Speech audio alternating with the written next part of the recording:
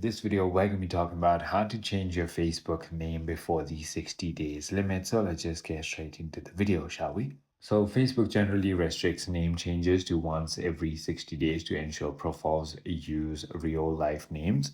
To change your name before this limit, you must use the official name change request form to submit government issued identification. This process verifies your identity to bypass the waiting period. That is going to be the only way you can go ahead and do so. So in order to go ahead and do that, just head to any browser that you want to go ahead and use and simply go ahead and search for name change request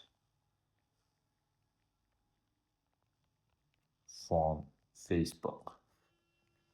Just like that, and click on the first link that pops up and then go ahead and fill it out.